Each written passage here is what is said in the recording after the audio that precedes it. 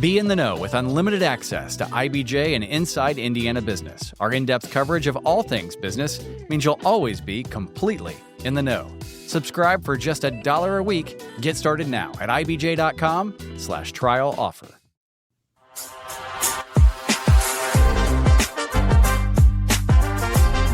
Kristen, Dane.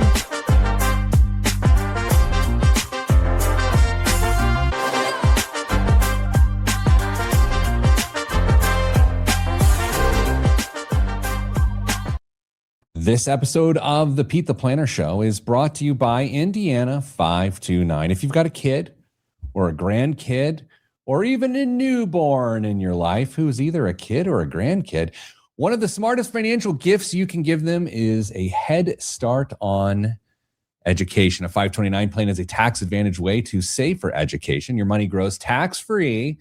And it's when it's used for qualified education expenses like tuition or books or even certain apprenticeship programs, you don't pay taxes on the earnings that you made the whole time. And if you live in Indiana, there's an extra incentive. You can get a state tax credit of up to $1,500 each year just for contributing. And yes, I do that every single year too. You can start with a small amount, set up automatic contributions, and even invite family members to chip in for birthdays or holidays. My daughter's birthday was yesterday. I got an email from Indiana 529 with the U gift code, and I sent it around. To learn more about how it works or to open an account, visit indiana529.com today. That's indiana529.com to start saving for education today. Damian Dunn, hello. Pete, do you think it would be possible that, some parents might be, who really want grandkids, they might start a 529 and just say like, hey, we know you don't have kids yet, but we started a 529. So that's one less reason to not have a kid. Yeah, it's called the 529 carrot. It's very common. I don't know if it is. Hello, Jason. Hello, Spencer. Hello. Wow. What an honor. Hello, Reverend Renfo. Ladies and gentlemen, named last week the 2025 Listener of the Year. Of course, we name all of our listeners from the previous year in the third month of the year. It's Women's History Month or International Women's. I don't know. Hello, Jenny. All right. So, Dame, picture this. Mm-hmm. In my fitness journey right now, I have matriculated onto hot Pilates. You know this. Yep. This is what I'm doing now. It is on Tuesdays and Thursdays. It is early morning, bird gets the worm sort of thing. 6 a.m., hot Pilates. And Dame, I don't know how much you know about that discipline of exercise, but there's an element to it which most people don't realize that is it kind of haunts you all week long. And I would like to talk to you about the concept of pulse. May I talk to you, sir, about the phrase pulse? Yes. Okay. So, Dame, you may not know this, but I need you to picture yourself laying flat on a yoga mat. Okay. Okay. Need to go into a hip bridge. Is that where I lift up from squeeze the glutes? Yes. Squeeze the glutes. You're up. Yeah. You're as high as you can go. Yeah. Then some sadistic person with a microphone in a sports brawl starts going, pulse, pulse, pulse. And you're tightening, and it will kill you. And then it haunts you all week long as you can't walk around because of that. And I just thought I would share that visual with you because it's unexpected. After 7 or 8 classes, I just didn't realize when I hear the word pulse now, I have like PTSD because it hurts. That doesn't sound enjoyable. I love it. Anyway, Dame, this week on the show, Kristen is out because of what? On the NFL injury list, when someone's out with something weird, yeah, and you're like, wait, they're out because of sadness? Like, what? Like they're out for some weird thing. What is Kristen out for this week? It's a weather delay, essentially, is what we're getting. Kristen, she lost power, and I don't mean the right to vote. I mean, she literally lost power because of wind. Yeah.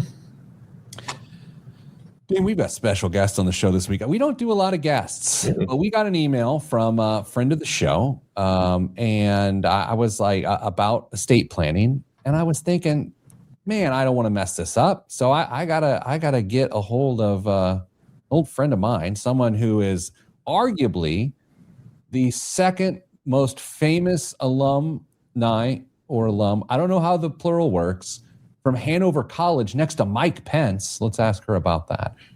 Her name is Shawn Scott. She joins us on the show now. Shawn, welcome to the show. How are you? Hi there. Good. How are you? Shawn, you and I have known each other, boy, I don't know, a long 30 years. 30 years. Yeah. Yeah. I mean, and we're only 35, so. It's unbelievable that we were in pre-K together. Right. So, Shawn, you are an estate planning attorney. But there's more. You're doing business stuff. Like, what is the nature of the law you practice? Yeah. So, I would definitely just classify it as estate planning. A lot of people don't think about how business really intersects with that. So, a lot of people have a small business, and it may not be kind of how they earn their money, but they might have a rental property that they own, a consulting business on the side, inherit a portion of a business from a family member. And it really goes along with estate planning. So I do a lot of small business counsel as well. And when we're talking about estate planning, we think about, one aspect of it is protecting your assets. So I form LLCs for estate planning too, for asset protection purposes. Jeez, well, that's wonderful. Your company or your firm, I guess. It's funny. You get an attorney involved and it's no longer a company, it's a firm. You have to change all the words. Yeah. I love it. That's what law school's for. Scott Legal Group. You're the owner. Do you say principal in the legal business? Yeah, we say principal attorney. I would like credit Dame for knowing that level of legalese. I felt pretty good about that. Noted. Thank you. All right. So, Shawn, friend of the show, Lucas, who's emailed us before, found himself in a new situation in life. And so emailed us. We're going to start the radio show here in just a minute. We love Lucas and his family. And we thought, man, Dame, there's no better way to serve Lucas than to actually give him a good answer. And so that's why you're here, Shawn. I love that. I love that you have listeners that are repeat inquirers as well. I mean, that's what makes the show fun. We're this like little family working together. Like, for instance, right now, if you can see on the screen, Danza is a dear listener of ours. Yeah. We say howdy, Danza. Hello. Reverend Renfro is an accomplished. Danza was a former listener of the year. Reverend Renfro's a former listener of the year. Shawn, I'll say after your appearance here, if you start listening to the show, I could win that award. You could. Okay. I'm in. Common friend of ours, Neil Brown, is often blocked on this show as he makes strange comments in the chat.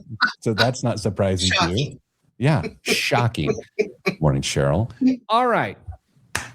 We ready to do this? Let's do it. Okay. We're going to start the radio show. It's 9 minutes and 22 seconds in the first segment. And we're going to do that right now in 3, 2, 1.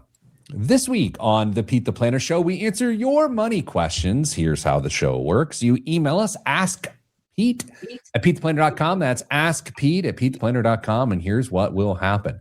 No, we seriously will read your email. Not only will we read it, we'll turn it into a radio show and a podcast and a live stream. And sometimes when we don't exactly know the answer, we go and find an expert to help you get the answer you need. Joining me, as always, is Damian Dunn, no relation. Good day. Good day. Joining us not today is Kristen Elanius, who is apparently in a windstorm. Yeah, I'm still blowing up there, but it did the damage earlier. She's living the Amish life right now, no power. And our special guest this entire episode today is the principal at Scott Legal Group, Ms. Shawn Scott. Shawn, hello. Hello.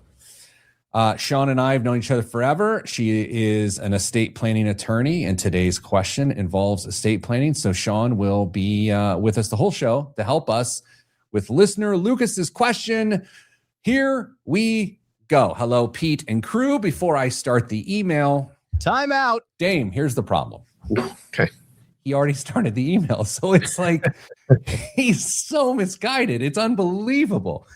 Anyway, It's Lucas from North Carolina, and I do give Pete permission to read this in his North Carolinian accent if he wishes. Was that it I did last time? It felt a little deeper south. Oh, I'll figure it out. You all may remember me from my email last Valentine's Day, where I asked questions around my wife and I retiring early, and quote, taking our feet off the gas. And you all made some accurate, some hilariously inaccurate assumptions about our financial life. I just assumed, Dame, those were all Kristen. We are still continuing to sock money away to bring that early retirement to reality, but some things have changed drastically. We have another on the way, and we recently got a diagnosis for our almost 2-year-old daughter. That means she will never be independent from us. And it led me down a rabbit hole for wills and trusts and third-party special needs trusts. Can you please talk on the show about these things, common misconceptions or pitfalls, when it's okay to try to do it yourself, or should you use an attorney? We'll be looking into the special needs trust ourselves, but figure it's a good overall topic to cover. Keep up the good work, everyone. And please tell Dame not to get a new mic anytime soon. Peace and blessings. Lucas, Dame. Pete? Shots fired. That's all right. It's all right. Shawn, let's just start with DIY legal work versus hiring an attorney. And I want to start in a slightly strange place here. I get it. Like, I get the sensitivity to costs and the internet and AI and all of these sorts of things. Like, how, as an estate planning attorney, how do you get your head around DIY versus someone using an attorney? Yeah, that's a great question. And I get it too. I mean, just a few months ago, I don't know if I knew what ChatGPT was. And as soon as I discovered it and kind of started using it, I was actually really surprised at how useful and accurate it can be. Of course, we all know that sometimes it makes stuff up and it's not accurate, and it flatters everything we say. So you have to be careful, but there is a lot of information out there, and some is very good. And there's a lot of content, podcasters, influencers, if there are influencers in this estate planning space, maybe. I'm not one yet. So I would say, of course, I don't recommend a full DIY plan. But what can be really helpful is for someone like Lucas to do all of this preliminary research, understand everything he can, know what's out there so he can come to a meeting equipped. And I'll tell you from my perspective, often that can create a more efficient attorney-client relationship, because when they already have an understanding of some of the basic principles, we can move through the work a little more efficiently. And I get it as a consumer too. The traditional law billing model, I say, is broken. No one wants to hear, well, I'm going to bill you a few $100s an hour till we're done. And I don't know when that's going to be. We'll see. And there are some cases where you have to do that because we don't know what's coming next. But if I talk to a family and I have a general idea, first marriage, second marriage, do you have kids? Do you maybe have a kid that has a consideration like Lucas's child? What are the assets? What are the tax considerations? Kind of get all of that information, and I can have a really good idea of what we need to move forward. I try to work on a flat fee basis. I have found, and I like to talk, that if you are billing people in 6-minute increments, they don't want to talk to you. Funny enough. Well, Dame, I'm curious here. First off, I wanted to let you know, Dame, that this entire episode, I'm actually having Shawn invoice you for her time. All right, excellent. And then also, Dame, as it relates to do it yourself in financial planning, as a CFP, I feel like your answer to my initial question to Shawn is probably not too different. Not at all. There are certainly times where DIY is a perfectly reasonable approach for both of these things. But as your life gets a little bit more complicated and complex, and there are variables thrown in that you have to consider, as Shawn would tell you, there's caveats to almost every rule. And GPT, great tool. Doing research online, wonderful. But if you don't know what to look for and what might trip you up, you might inadvertently go down the wrong path, and it might be really expensive to unwind if you catch it in time. So that's why it's really important to engage with a professional as you're starting to go down this process. And hopefully, the professionals can be truthful, say, hey, listen, you don't need me if they don't need your services. But if you do, you can really clearly articulate why it's in their best interest to work with you and what you can do for them. Dame, as an example of how sometimes ChatGPT or AI can start to hallucinate a little bit, every week on the show, I create an image for the week's show. and it starts with a picture of you, me, and Kristen. And I asked ChatGPT to put a little theme around it. Well, Shawn, this week, ChatGPT turned me into an African-American elderly gentleman in the image. And for those that don't know, I am whiter than Miracle Whip. So it can get things wrong. Shawn, we're going to spend this entire episode with you. Got a couple minutes left in this segment. I want to get some, I'll call them disclaimers, call them what you want. We're not going to give specific legal advice on the show today. Is that correct? Absolutely. Not specifics, but just some general guiding principles that people can think about as they're doing their own research and looking to hire an attorney to help them with their planning. And given that Lucas is in North Carolina and you're a member of the bar in Indiana and Illinois, I don't know how that comes into effect at all. Does that matter too, or am I just watching too much like John Grisham made for TV stuff? It matters a bit.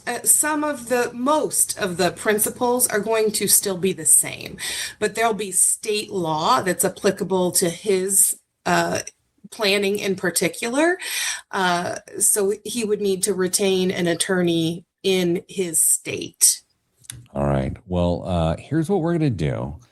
When we come back, we're going to get into this whole concept of special needs trusts. At face value, you hear those three words put together, you hear this phrase, and it makes sense. You say, I have someone who will need more care for longer. There will not be a level of independence. And so from a legal framework, I need to make sure that this person is taken care of when I'm not there to take care of them. That is the thought. But as you can imagine, with so many things in your finances and your tax life and your legal work, it's a lot more complicated than that. So coming up after the break, Damian and I continue to welcome Shawn Scott from Scott Legal Group as we answer listener Lucas's questions around special needs trusts right here on the Pete the Planner Show. I'm Pete the Planner. And just like that, Shawn. Great. Dame? Well done. It was like a 60-minute outro. I really liked it. 60-second outro. Sorry. No. I felt pretty good about it. Andy, good morning. Hello. How are you? Jenny makes a really interesting point. And Shawn, maybe we get into this into the next segment. We try not to talk too much fun stuff during the break, but actually only fun stuff during the break. Business. It's like a mullet. We're like the mullet of podcasts, like business in the front, party in the back. I have seen estate planning that reminds me of telehealth. Knowing there are differences from state to state, it's a little unsettling, but I'm glad to see some more accessibility. That's interesting and nuanced, so we'll get into that. Yeah. During the break. Dame, my daughter, as I mentioned, turned 17 years old this week. Shawn and I have similar aged children as we've known each other for a while. Shawn, Dame and I were talking before you jumped on the podcast today. Like Dame and I have been helping people with their financial lives of different stages of their financial lives forever. And now that we're getting into these stages where parents are aging and the kids are getting older, we actually have to implement some of these things we've been talking about for years and years and years. I assume that happens in the legal practice too. Absolutely. Yeah. It's odd. It feels it's personal. Obviously, it's your own situation, but it's a lot more emotional than you think it's going to be when you start doing all this stuff, Yeah. And financial planning and estate planning are both great examples of that, because when we're younger, it's a little more hypothetical on the planning side, and then life just happens around us. And we really have to put it to the test. Shawn and I both graduated from Hanover College back in the day in the same class. Shawn, I don't know if you ever heard this story at one of our get-togethers over the years. I told it on the show a few weeks ago, but that I was our commencement speaker, and I don't expect you to remember that, but I was. The night before graduation, my wife, who you know, and I, who at the time was not my wife, she was my fiance, we're just talking. I'm rehearsing my speech for the very first time. She had not heard it. And in the midst of it, I'm doing this in memoriam section where I'm talking, this person sadly passed away, this sort of person. And I named a professor who I thought had passed away. And Mrs. Planner told me, in fact, the person would be in the audience tomorrow. And that would be some surprise to them. I don't know if I ever shared that with you. You didn't. We try to pay very close attention here to make sure when someone has passed that we properly document it so we don't slip up like that. We don't want to send somebody a letter when they've passed, just like you don't want to honor a living person for their lifetime work postmortem when they're not postmortem. Yeah, they're right there. Dame, you got to blame AI. I'm thinking about this, you know? Yeah. Yeah, sure. I'm sure AI was the entire reason that you mistakenly put that person in there. That is a good example, though, of something weird AI would do, right? Oh, totally. Yeah. Totally. Shawn, I was doing research on something last week, I believe it was something that was very clearly in law right now that was passed through the One Big Beautiful Bill Act. And GPT was adamant that it was not law. Yeah. Just scary stuff. It's scary. And a couple large law firms in the New York area were very seriously reprimanded for citing cases that did not exist in federal court. So, yeah. Case law that did not exist. So what do they call it? Phantom hallucinations or whatever. Hallucinations. Yeah. I mean, that's real. So you have to fact check it, of course. When I was doing research for my last book, I was looking for thoughts on like mental health in the workplace or something. And I was using chat and it gave me this amazing quote. It was just like so beautiful from the CEO of Pepsi. And so I was like fact checking it as I should. And not only was the person that it said was the CEO of Pepsi not the CEO of Pepsi, the person didn't exist and the quote didn't exist. So that was alarming. Wild. Now, you are a woman of the Midwest, Shawn. Can I assume that you own a piece of Vera Bradley something? You absolutely can. So Damien, who lives near the Vera Bradley headquarters, made Vera Bradley his amazing stock pick of the year for 2020. That's too many 20s. Yeah. A lot of 20s. And it was terrible, and he failed greatly. However, as Jeremiah points out on the live stream, Vera Bradley's killing it this week. Dame, 52-week high. I think they named a new CEO or something. What happened this week? Do you know?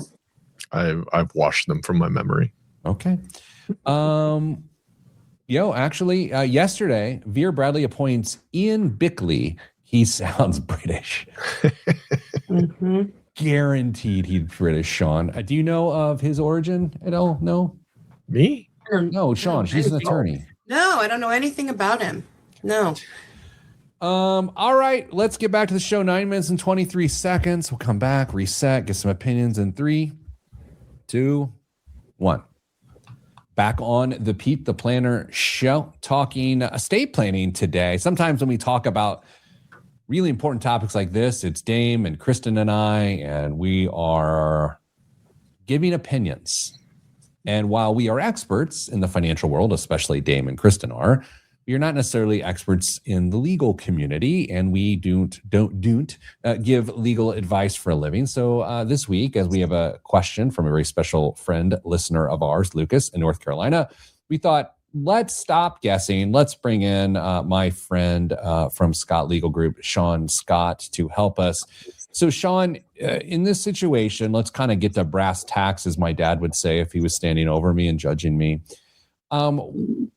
Lucas has a 2-year-old, and they've identified that this this child, she will never be independent from them. She will always require some level of care and support beyond the norm. When someone gets that news from a legal standpoint and a planning standpoint, like where should their head go first? So I think first, a really important thing to consider is just kind of the basics that are important for all families. But when you have a child with some special care considerations, it becomes even more important because of the complexities. So establishing a guardian for the children. So for the 2-year-old and the baby on the way, this is nothing to do with finance benefits. This is just if he and his wife can't be there, simply who is going to have care and custody. And in Indiana and in many states, there is a concept of a standby guardian. And that is someone you appoint who can step into the guardian parent or guardian's shoes immediately until they're appointed by the court. So you appoint a guardian in your will, and then often there is a standby guardian document. It can be in the will in some cases and separately in the standby document, because a guardian is one of the roles that you appoint that the court always has to approve. So when you say, I want this person to be my trustee, my power of attorney, my healthcare representative, they are in that role just because you put it on the paper. All right. I have a million questions. Yeah. Yeah. And I'll give a million more if you keep going. So I got to stop now. Dame, Yes. I know you do too. So this process, every parent should have a standby guardian. Absolutely. And is it always part of a will, or is it possible to even have just a standalone standby guardian document? It is possible to be a separate standalone document. And is it like, I hear thou? I mean, you have to use dumb words. Yeah, it is. Yeah. And I name Peyton Manning, and his family must take care of my child because he is well off financially and handsome. Unfortunately, he could decline, but yeah, that's exactly how it works. It's a separate document. And I'll say that's something that changes over time, right? Like when our kids are little, a lot of times our parents are younger, they're helping out, they live closer to us. Maybe it makes sense for your parents to be a standby guardian. When your kids are teenagers like ours, maybe it makes sense for the trusted neighbor to be the standby guardian so they can continue to go to school and their activities and maybe even stay in the home. So it is nice that can be a separate standalone document that changes maybe a little more frequently than some other aspects of your estate plan. Now, I don't want to go too deep into this, but I also got to think like just your perspective in relationships evolve. Like, for instance, like I would previously have named Dame standby guardian for my family. It's the same last name, even though there's no relation. But then I learned his view on seed oils. And I thought, that's not consistent with how I raise my kids. So that's not uncommon too, like little falling outs where you got to change it. 100%. Okay. So, not that you're giving specific legal advice, but if you have children, a standalone guardian is a good thing. Okay. Moving on from standby guardian, what is next for Lucas and his family? Yeah. So I am a big proponent of trust planning in general. There are many ways that you can do an estate plan. And a lot of times these conversations are started with people like Dane, because you're seeing a financial advisor, you're seeing your clients on a pretty regular basis. You have an idea about their family, you have an idea about their assets. So estate planning can include beneficiary designations, a will, how you title your property, many different ways of ownership and documents can kind of contribute to this whole big picture of estate planning. The reason I'm a big fan of using a trust, even when we don't have a special needs consideration, is because I really consider it a modern will. It's completely changeable and revocable. This type of trust we're talking about, just an estate planning revocable trust. It is not for tax purposes. It is not for wealthy people. It is for anyone and everyone, in my opinion, as a way to direct all of your assets to one place where you can have one set of rules for the trustee, the person who will take over when you're gone, to manage and distribute your assets is really critical when kids are young, right? I mean, we think about, well, starting out, don't have a lot of money yet. Trust sounds so fancy. Trust sound like they're for taxes.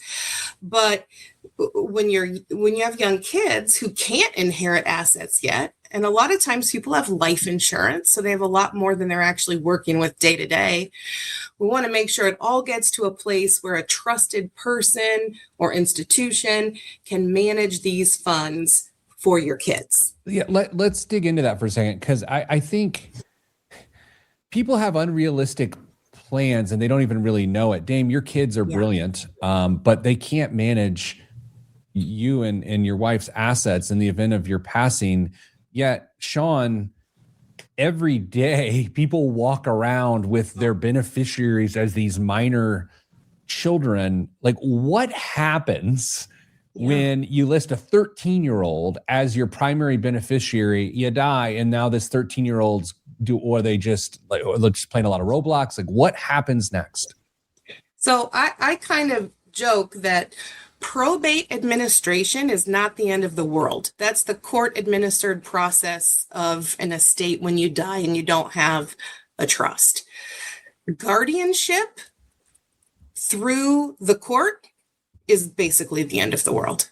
And I say that so that's what has to happen.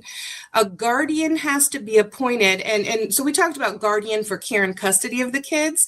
This is guardian over their estate while they're living, the kids' estate, the financial assets that they own. The court appoints a guardian to manage those assets. It's public policy, which makes a lot of sense, for there to be really close oversight on those assets. But guess what? Then you have to have a lawyer going to court every time you need to access money for these kids. Worse than that, even. So it can deplete assets very quickly for a good reason, but it can be avoided, so it should. But more than that, whatever's left over, the kid's going to get a check in hand when they're 18 or 21, depending on the state you're in. And even if you have the best, most financially savvy child around, having too much at that age does not promote the things we want for our kids, continuing their education, continuing to work, just kind of making good decisions. They have too many options when they have all that cash in hand. All right. So, Dane, we've progressed greatly in this segment as an understanding of it. So here's what we're going to do when we come back. We're going to talk a little bit more about guardianship, whether it is the care for money or people. We are going to talk about special needs trusts specific to this conversation. All of that is next on the Pete the Planner Show. I'm Pete the Planner. Shawn, I always like to ask this question. Is this going fast? It's going so fast. Yeah, it's wild. Yeah. It is wild. It's because Dame's doing the heavy lifting. He's a professional. You can tell. Yeah. I loved how you said you had questions, and you're sure I did too, and you never let me ask a question. No, I know. That's why I'm a professional. Part of the joke. Last time I let you speak on the mic. Yeah, it didn't go so hot. You're finally talking about it. 2 weeks removed. Or are you talking about it? I'm not really. I'm just alluding to it. Andy notes, I couldn't help myself, so she looked up the new CEO, Ian Martin Bickley, and he grew up in Bermuda. Very likely British. Good guess from Pete. There you are. Guys, there you are. Shawn, you've known me for a long time, and you know that I'm not good at much, but guessing Brits like names and I'm so good at that. I didn't even know that about you. Yeah. That's a really special skill. I figured it out about myself about 13 minutes ago. So yeah, we're always learning. Okay. Well, this is going. Hey, Shawn, maybe this is crazy. Maybe you say punt. I don't want to talk about this. Didn't you get into like some big hot yoga phase at some point in your life too? Okay, I was going to go into that because you're describing the hot Pilates. Yeah. And I teach OHY. I know anyone knows what that is. Let's go through it though. Original hot yoga. Oh, is that like the original Pancake House, but for hot yoga? It's the yoga you do at the hot Pilates studio. Okay, you teach original hot yoga. What is the difference between hot yoga and hot Pilates? Because I've never taken hot yoga. Oh, you move so fast in hot Pilates, as you know. Oh, well, I mean, look at hot yoga. We move much slower, hold postures for a long time. Okay, and you think hot Pilates is hot. Original hot yoga is 105 degrees, 40% humidity. Hot Pilates is usually maybe 95 and 20% humidity. So it's like stretching in a sauna. All right, Dame's wondering this, and I'll ask it on his behalf. Is there pulsing? There's not pulsing, but I am very familiar with the Pilates pulse.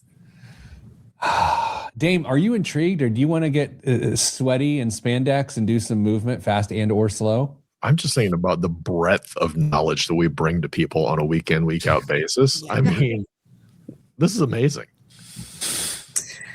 Can't walk for a couple days after class, right, Pete? No, I can't. Like, here's the thing. It's like spicy food. Hot yoga is like Dave's hot chicken. Like, it's terrible, but it's addictive. I can't But you stop. keep going back. It's so, what is it about heat and addiction? It's like, ghost peppers and pulsing. Yeah. You know? Pete, is this going to change your perspective on making trips to Arizona? You know what, Damien, if I may, I thought about this yesterday. I thought, am I now going to be able to tolerate Scottsdale better? Yes. So Shawn says yes. The answer is yes. Is that a legal opinion? Yeah. Oh my God.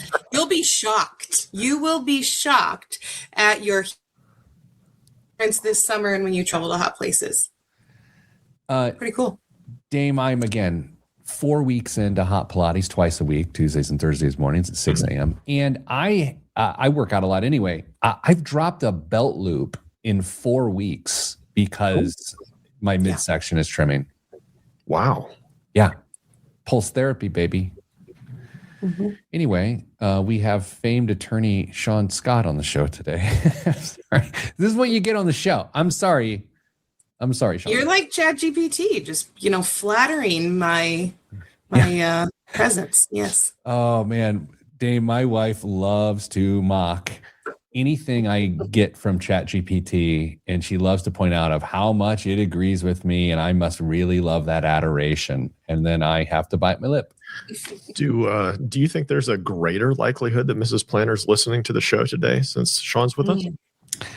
You know, Shawn, I don't think I told her you're on the show. I'm going to tell her tonight. She'll be very excited, and she won't listen. No, she won't. She won't. But it's not about you.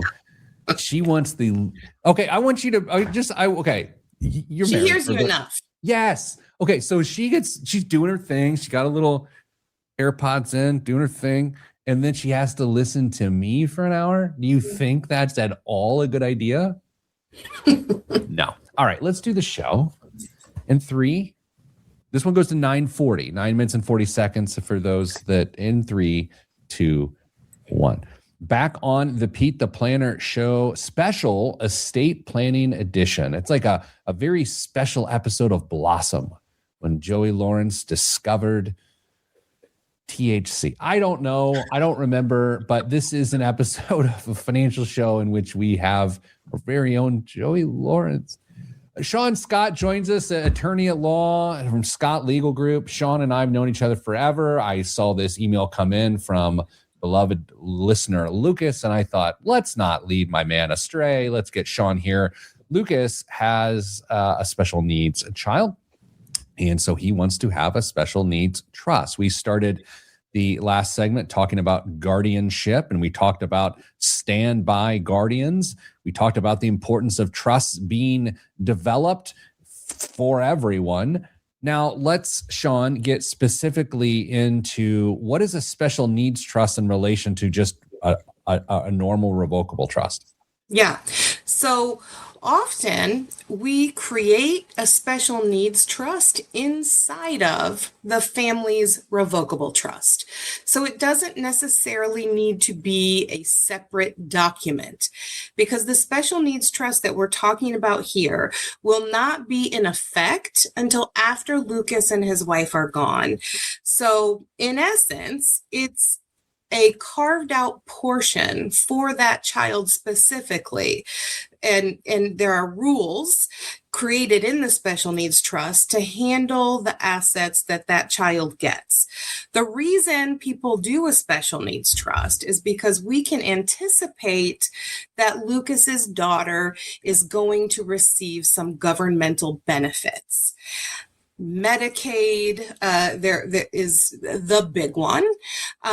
There are many different types of governmental benefits. This is where it does become really important to make sure you are working with an attorney in your state, because many of these programs are federal programs administered by each state. The federal law changes frequently. State law can change regarding these types of benefits. And so the goal is of the special needs trust to make sure that you can leave assets to your children that will not interfere with the benefits that they're receiving, but can be used to supplement their living.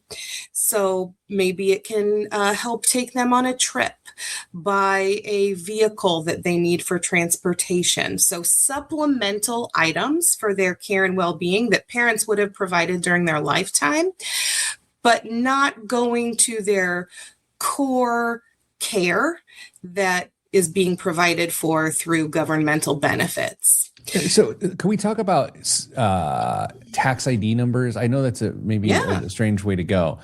Does every trust... Kind of a boring topic. Well, I'm known throughout the Midwest as one of the most boring people that exists. Yeah.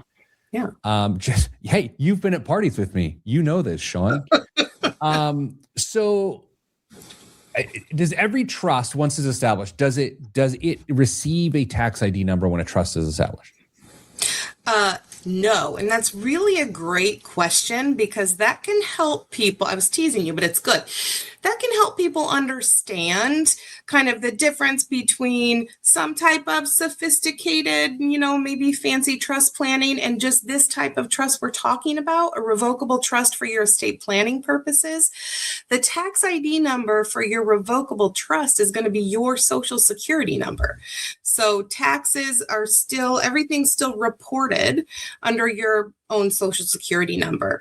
So in the example we're talking about for Lucas, or a family that has a child with special needs, when the people creating the trust are no longer living, we don't use their social security number anymore because they're not living, and the trust becomes its own separate taxable entity. At that point, you get a tax ID number. And in this scenario, we'd be getting two tax ID numbers. We'd be getting one for the special needs trust that was created under the terms of the trust, and then one for the trust generally, because the special needs trust is going to be managed independently from the other trust assets.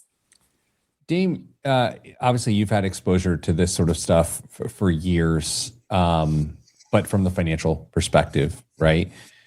How Shawn just explained this, I feel like I have a very good understanding of this. You and I have studied various courses, you more so than I, and it always seems a lot more complicated than this.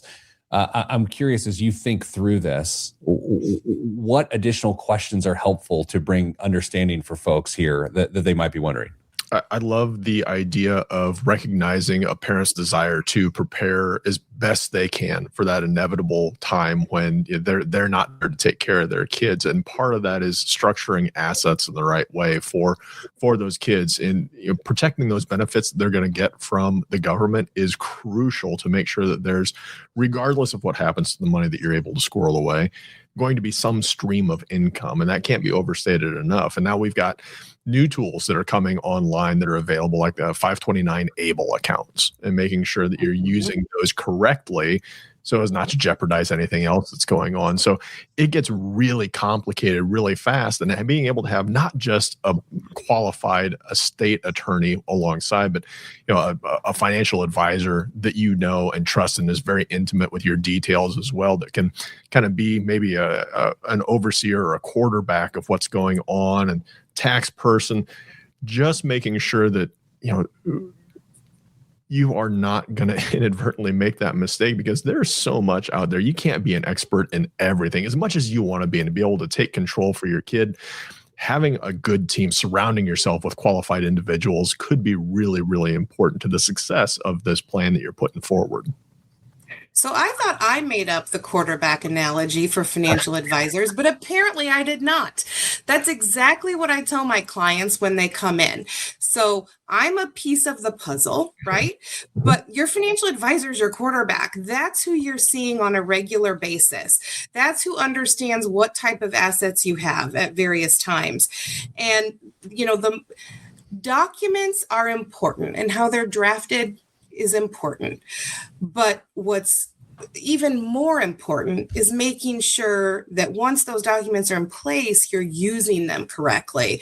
And so the financial advisor is often, making sure that assets are titled how the attorney recommends that they're titled to coordinate with your plan, making sure that the beneficiary designations are correct. And an example I thought of when we're considering a special needs trust is, the document is important, but the conversation around the legal and tax implications for how you use that trust are critical. And those cannot be obtained online, right? Someone has to discuss your particular circumstances. And a good example would be, many families have a lot of their wealth in qualified plans, in retirement plans. And there are certain circumstances where I may recommend that we do not funnel qualified assets to a special needs trust. There are circumstances where I recommend we do, because there are some special tax considerations for, you can take out assets over a longer period of time than the 10-year stretch, if you will. So the documents are important, but then working with your tax advisor, your estate planning lawyer, and the quarterback are most important to make sure things stay and update over time as appropriate as your assets change. One more thing I want to say here that's really important about the revocable nature of this type of planning. There is other types of special needs planning you can do that is irrevocable, and that's another conversation. But, the doctors know as much as they can know right now about Lucas's 2-year-old. We don't know what her future is going to look like. And so it's important to plan for what we anticipate and then have some flexibility. I have seen many times parents with young children put special needs trusts in place because of what they anticipate. And then there's maybe a little bit different outcome, and we can dial back on that. So good flexibility is important too. All right. Coming up after the break, the biggest waste of money of the week and the news with Damian Dunn, Shawn Scott. I'm Pete the Planner. Great job. Like a pro, wrapping it up, not panicking. Look at that. Really, that quarterback comment, I know I heard it somewhere, but I really do say that all the time. Yeah. And I would love to think that every financial advisor knows the limits of their expertise and will pull in. No, they do not. They don't. That's why I said I would like to think that. But tax, I should know more than the average bear about tax to be able to help clients. But I'm not going to hold myself out as an expert unless I've got an EA or a CPA to go alongside of it. But I know when to go out and approach other professionals to get them involved. Same with estate planning. I may know enough to be able to see around a couple corners that the client can't, but in no way am I going to try and give them legal advice or tell them to go implement something on a DIY site online unless, that would be rendering legal advice, and I'm not going to do that. So I love the quarterback analogy because we know a lot about a lot, but not nearly enough to be called experts in every field. We just know when we need to pull those other professionals in. Yeah, I like it too. And you have the most touches and are more likely to know about how assets change and the family dynamics change. So you know when it's the right time to pull in others. Yeah. And it's cost effective for the clients because of, the different ways that our advisors are compensated. It's a good use of time and money for the client. Mm-hmm. It's one of those situations where I'm just letting two professionals like chat it out, and I just sit back and resist the urge to make dumb jokes to distract people. And so I feel like I deserve most of the credit for what just happened. All right. So Shawn, the last segment of the show is a little different. I don't know if you know this or not, but it doesn't matter if you do or not. It is not related to the topic. It is, we do a little bit in the biz called Biggest Waste of Money of the Week, in which I'm going to read the description of something wasteful. And then you get to guess how much it costs. And Dame will guess how much it costs. You will guess first, and you will win nothing. Then is our current events classic Bob and Tom, Christy Lee reads the news sort of feel here. Dame reads the news. I make dumb jokes. Then I'll go to you if you've got anything witty and fun to say. Is that fun? Yeah. Did you listen to Bob and Tom driving to North Central High School back in the day? No, but my mom, she still listens to it. It's still on the air, I think. Yeah, even yeah. though It's just Tom. Bob isn't there. It's just Tom. No, probably I had overexposure from my mom. And I'm a nerd. I was probably listening to talk radio. Yeah, well, and now you're on talk radio. I'm on it. It's funny. I never thought of you as a nerd. I mean, I would say it if I thought that. I never really thought of you as a nerd. I maybe hid some of that for a while, but it's fully out now. It is there now. I do think that now. Yes. Okay. Well, let's get going here. And we're ready to go. In 3, 2, 1. This week's biggest waste of money of the week right here on the Pete the Planner Show is the Nosh 1 Robot Chef. 7 years in the making. Nosh 1 is the countertop robot chef that does the cooking so you don't have to. Pick from over 500 recipes in the app, including mac and cheese, kimchi fried rice, and butter chicken. Then load your prepped ingredients into the tray, fill the 8-compartment spice rack, and walk away. A 2,000-watt induction system and AI camera keep tabs on color and timing from start to finish, turning out fresh, made-to-order meals without any stirring, hovering, or scrubbing. It fits on most countertops, handles dietary tweaks like low sodium or less spice, and every removable part is dishwasher safe. Dinner handled. First off, who cooks at your house, Shawn? You or Shawn? Oh, Shawn. Shawn. Can I give the fun fact of the Scott household? Please do. Shawn is married to Shawn. So there's not he, to Shawn, myself. Yes, he Shawn and she one. Shawn. Yeah, there's 2 Shawns in the Scott house. For all of us that have known them for a very long time, you get used to it. It's initially confusing. Yeah. So he Shawn does the cooking. Do you want to replace he Shawn's meals with Nosh 1 by any chance? Well, the only reason it could be a yes is because he's an excellent cook, but every meal takes him about 2 hours. We have uniformly diced vegetables. It's a beautiful thing, but we don't always have that much time. So I don't know. This guy could be interesting. Dame, as I'm looking at this, I love to cook. It kind of takes all the fun out of it. Like the chopping's the worst part for me. I want to get there and do some chefy moves. So no matter what this costs, this feels like a waste of money. How do you think about it? I was thinking the same thing. A lot of people use cooking as a way to unwind a little bit or just to kind of slow down in the process. No, we don't always have that luxury to do it, but this seems like, it could be super convenient. I can't argue that, but maybe not for everybody, for sure. All right, Shawn, you get the first guess, replacing Kristen's usual first guess. And if you want to do her justice, it'll be a terrible guess. So what do you think the Nosh 1 robot chef costs a brother? Oh, okay. Can we know where it's sold? Kickstarter right now. Oh, okay. Which actually makes it a lot more complicated. It does make it a lot more complicated.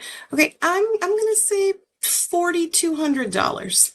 $4,200 American or Canadian? Did you American, say? USD. Okay. USD. Dame. It's a robot. I will say $2,000. $1,499 starting price. Dame, what is in the news this week? Housing affordability has been one of the biggest economic complaints in America, and now Congress is actually trying to do something about it. The U.S. Senate just passed a major bipartisan housing bill led by Senator Elizabeth Warren and Senator Tim Scott in an overwhelming 89-10 vote. The goal is pretty simple: build more houses and bring prices down. The bill tries to do that by cutting regulatory red tape and that slows construction, allowing banks to invest more in affordable housing projects, and encouraging cities to loosen building restrictions so more homes can actually get built. It also includes a controversial provision aimed at large institutional investors, limiting how many single-family homes they can own, and even forcing some companies to sell newly built rental homes after several years. Supporters say that could help more families buy homes instead of competing with Wall Street. Critics say it could actually reduce rental supply and make housing markets even tighter. For now, the bill still has to go through the House of Representatives, and they may want changes before it becomes law. I mean, if nothing else, how about a little bipartisan action, Shawn? You got to love that. Gotta love it. Where's Senator Lugar? You know, we grew up in the days of bipartisan cooperation. My favorite fun fact about Senator Richard Lugar is that he sold all of his investments prior to becoming a senator so that there would be no conflict of interest. Now, who would do that today? I can't name anyone. Yeah, I can't either. Dame, I like that. I think my favorite part about it is private equity can't come and snatch up all the houses. But like everything that is regulated, my gut tells me the unintended consequences on this one could be wildly nasty, of which we don't even know. I've always thought it was interesting, the government's take on affordable housing, specifically around the American dream and like every American should own a home. And the harsh financial reality of that is no, I don't. I mean, it'd be great. It's just like it's a pretty big burden if you have instability financially, and you have to actually fix the underlying instability, not just the affordability of housing. But anyway, what else is in the news? The biggest YouTuber in the world is getting into banking. Oh, I heard this. Mr. Beast, whose real name is Jimmy Donaldson, recently bought a fintech company called Step, a money app designed mostly for teenagers and young adults. The platform already has around 7 million users and offers things like spending accounts and savings tools and debit-style cards that help young people start building credit. The idea is straightforward. Mr. Beast has one of the largest audiences in the internet with hundreds of millions of followers, and many of them young. So instead of spending millions on advertising like most fintech startups do, he can basically just promote it to his fans. Here's the other twist. The company has also hinted at eventually expanding into and possibly using, Pete, you want to fill in the blank? Crypto. That's right. And investing. So supporters say it could help introduce financial education to a generation that often learns more about money online anyway. But critics say putting banking, investing, and crypto inside a platform tied to a massive influencer might raise a few eyebrows with regulators. Either way, it's a wild evolution. I need to check a few thoughts at the door here. Number one, I don't want to be a hater. Number two, I have strange thoughts about Mr. Beast in general. There's some element of him that is amazing, and another element of like I'm slightly distrustful of the whole thing, and I don't know why, and I'm just owning it. But then the most absurd thing you said, and it's not your fault, Dame, is that the regulator, there ain't no regulation anymore. Literally anything goes. Shawn, Mr. Beast, banking app for your teens. Are the Shawns concerned?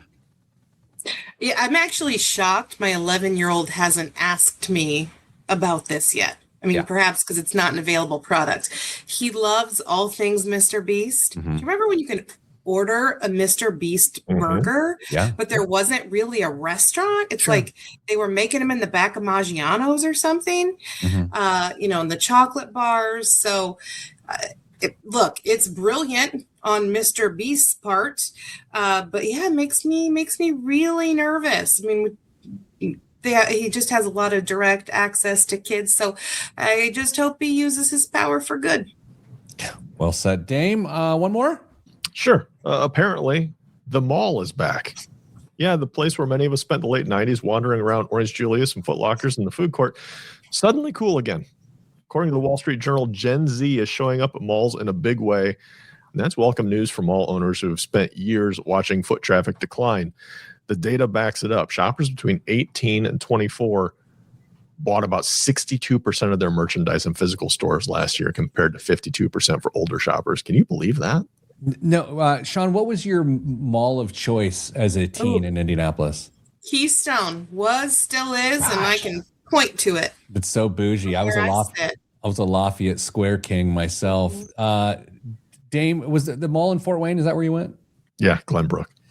All right. So I'm curious as we end the show in here in 40 seconds. Dame, what mall stores would your teens currently like to go to? And then Shawn, I'm going to ask you the same question and I will answer it myself with the 30 seconds we have left. Apple Store is going to be high on the list for my son. My daughter's a little bit more eclectic than that. I'm not sure where she would go. Shawn?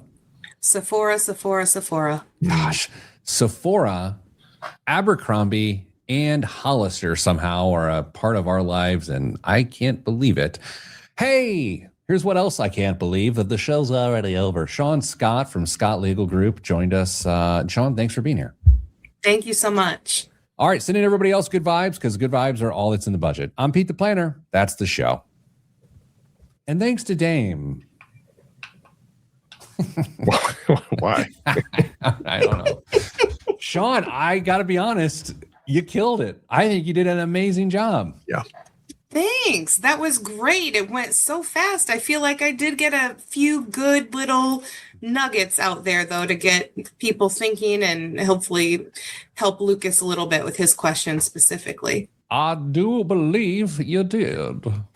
How was that, Dan? So that is not easy to do, Shawn. So good job. Kristen may be back next week if the wind relents. Dame, big weekend ahead. No. Shawn, big weekend ahead. No, thankfully. Chill weekend ahead. Oh, that is lovely. All right, everyone. Thanks for joining us on the show. You can find Shawn at her website. It is Scott Legal Group. And because this is 2026, we removed the O and the U from Legal Group. I mean, it saves you time. It saves you money on the domain name. It is Scott Legal Group, no O or U in group.com. Everyone else, stay getting money.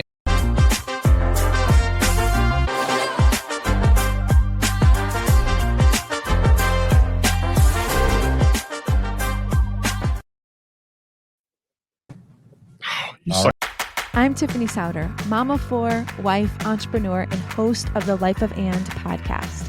For years, I built my life with brute force, a successful business, a growing family, and absolutely zero margin.